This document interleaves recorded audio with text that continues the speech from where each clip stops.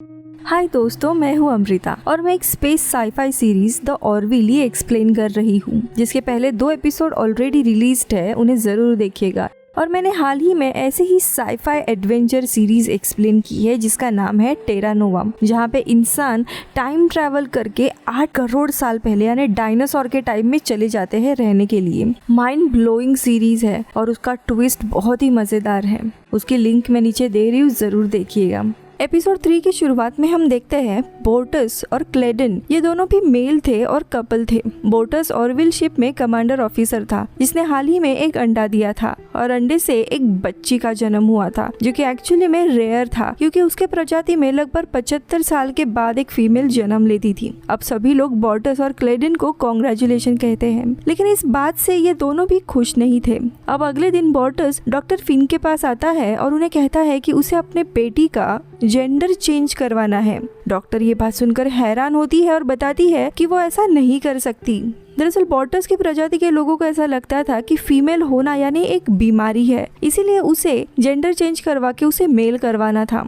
अब परमिशन मांगने के लिए बोर्टस कैप्टन मर्सर के पास जाता है और उसे जेंडर चेंज करवाने का परमिशन मांगता है। अब यहाँ पे मर्सर पूरी बात जानने के बाद बोर्टस को काफी समझाता है कि लड़की होना कोई बीमारी नहीं है। दुनिया भर में से काफी सारी लड़कियों ने महान काम किए हैं, लेकिन बोर्टस नहीं मानता। काफी आर्ग्यूमेंट के बाद मर्सर बोर्टस से कहता है कि उसके शिप पर ऐसा कोई भी गैर कानूनी काम नहीं होगा और मना कर देता है। अब बोर्टस गुस्से में चला तो जाता है और पूरी शिप में ये बात फैल जाती है। इसी दरम्यान अलारा को बोर्टस के प्लैनेट से एक मैसेज आता है जो कि उसके प्लैनेट के मिनिस्टर केब्राक का था। कैप्टन मर्सर मिनिस्टर से बात करने पर उसे पता चलता है कि बोर्टस ने इनकी कंप्लेंट की थी कि ये लोग जेंडर चेंज नहीं करवा रहे हैं और इसीलिए अब मिनिस्टर मर्सर के शिप में आकर उस बच्ची को यहाँ से लेकर अपने प्लैनेट पर जाने वाला था ताकि उसका ऑपरेशन हो। इस बात से कैप्टन मर्सर बहुत ही ज्यादा गुस्सा हो जाता है और वो बोर्टस और उसके पार्टनर क्लेडन दोनों को भी अपने ऑफिस में बुलाकर बहुत ही ज्यादा डांट देता है, क्योंकि बोर्टस ने किया था वो बिल्कुल ही गलत था। अपने ही टीममेट्स की कंप्लेन उसने अपने प्लैनेट के लोगों को की थी। ऊपर से बोर्टस एक यूनियन ऑफिसर है और ऑरविल शिप पर किसी और का आना यानी सिक्योरिटी ब्रीच है, इसीलिए वो बोर्टस को काफी डांट देता है। अब यहाँ पे बोर्टस इस सब के लिए माफी मांगता है, लेकिन तभी क्लेडन बताता है कि शिप का कोई भी डॉक्टर उनकी बात मानने के लिए तैयार नहीं था, इसीलिए उन्हें ऐसा करना पड़ा। लेकिन तभी मर्सर बताता है कि ये बेबी मेरे शिप पे पैदा हुई तो मेरी रिस्पॉन्सिबिलिटी है कि उसे कुछ भी ना हो। लेकिन अभी भी बोर्टस परमिशन मांग रहा था कि उसकी बेटी को अपने प्लैनेट पर भेजा जाए ताकि उसका ऑपरेशन हो, लेकिन मर्सर साफ साफ मना कर देता है। लेकिन तभी अलारा उसे समझाती है कि बच्ची मेरी तरह भी स्ट्रॉन्ग हो सकती है, इसीलिए ऐसा कुछ भी ना करे। इसीलिए गुस्से में बोर्टस अलारा को लड़ाई के लिए चुनौती देता है। अब यहाँ पे अलारा एक ऐसे प्लैनेट से थी जिसकी ग्रेविटी काफी स्ट्रॉन्ग थी, इसीलिए वो खुद भी बहुत ताकतवर होती है और लड़ाई के दौरान आसानी से बोर्टस को एक ही पंच में उड़ा देती है। अब बोर्टस गुस्से में चला जाता है। अब अगले दिन जब वो अपने रूम में था तभी वहाँ पे गॉर्डन और उसका साथी बोर्टस के पास आते हैं और तीनों भी जाकर एक मूवी देखते हैं। उस कार्टून फिल्म को देखकर बोर्टस बहुत ही ज्यादा इमोशनल हो जाता है और उसे समझ आता है कि हर एक अलग अलग होता है। एज अ पेरेंट हमें अपने बच्चों को एक्सेप्ट करना चाहिए। और वो ग्लेडन के पास आता है और उसे कहता है हमें शायद अपने बच्ची को वैसे ही छोड़ देना चाहिए, हमें उसे एज अ फीमेल रेज करना चाहिए। लेकिन क्लेडन नहीं मानता और आगे बताता है कि जब वो पैदा हुआ था तब क्लेडन खुद भी एक फीमेल थी और उसने खुद को अल्टर किया था। अब ये बात सुनकर बोर्टस को भी शॉक लगता है, क्योंकि उसे पता ही नहीं था कि जिसके साथ वो इतने सालों से रह रहा है वो एक्चुअली में फीमेल थी। अब वो दोनों भी काफी लड़ रहे थे, लेकिन तभी वहाँ पर मिनिस्टर केब्रैक भी आ जाता है। अब उनकी एक मीटिंग होती है और वो कैप्टन मर्सर को बताता है कि वो बोर्टस की बेटी को यहाँ से लेके जाएगा।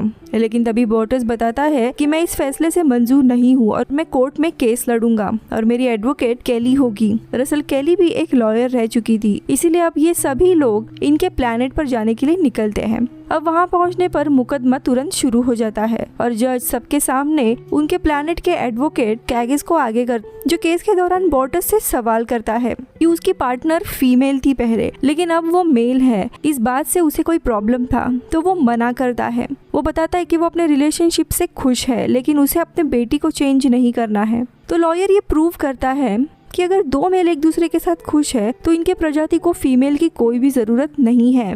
इसके बाद केली की बारी आती है और वो सबसे पहले अलारा को बुलाती है और वो एडवोकेट कैगस से सवाल करती है कि फीमेल होना इतना बुरा क्यों है। तो कैगस बताता है फीमेल कुछ भी सही से काम नहीं कर पाती। वो ना तो ठीक से दौड़ पाती है, ना कोई भारी वजन उठाती है। तभी केली उसे टाइटेनियम का एक बॉक्स देती है और उसे मोड़ने के लिए कहती है। अब ऑफकोर्स कैगस नहीं कर पाता, तो वही अलारा एक ही झटके में उस क्यूब का शेप चेंज करके उसे बॉल बना देती है। जिसके बाद केली अलग अलग लोगों को बुलाकर ये प्रूव करती है कि कैसे फीमेल ने अलग अलग प्लैनेट पर बहुत बड़ी बड़ी खोज की है, जो आज अलग अलग स्पीशीज को काफी हेल्पफुल रही है। इसी दरम्यान मर्सर को इनके प्लैनेट के बारे में कुछ पता होता है, इसीलिए वो बाहर आता है और आइजैक को कांटेक्ट करके पूरे प्लैनेट को स्कैन करके एक फीमेल को ढूंढने के लिए कहता है। अब इन्हें वो फीमेल मिल जाती है और ये लोग अपनी शटल लेकर पहाड़ी पर चले जाते हैं, जिसके अंदर एक गुफा में सोसाइटी से काफी अलग वो बुजुर्ग औरत रहा करती थी। अब थोड़े समय के बाद मर्सर उस बुजुर्ग औरत को लेकर कोर्ट में पहुंच जाता है और इस केस में वो टेस्टिमोनी देने के लिए जाती है। लेकिन कैगस यहाँ पे काफी गुस्सा होता है, लेकिन जज उसे परमिशन दे देता है और वो औरत अपनी कहानी बताती है कि कैसे उसके माता पिता को भी एक बच्ची हुई थी और उसके माता पिता ने उसे बहुत कुछ सिखाया है, वो उससे प्यार करते थे। लेकिन एक दिन अचानक से दोनों मारे गए। इसके बाद उसने अकेले ही इस दुनिया से दूर रहने का फैसला किया। अब यहाँ पे एडवोकेट कैगस गुस्से में कहता है, तुम लोग उठाकर एक ऐसे औरत को लेकर आए हो जो खुद इस सोसाइटी में रही भी नहीं है, ना उसे किसी चीज का नॉलेज है, इसीलिए इसके यहाँ पे आने का कोई भी फायदा नहीं है।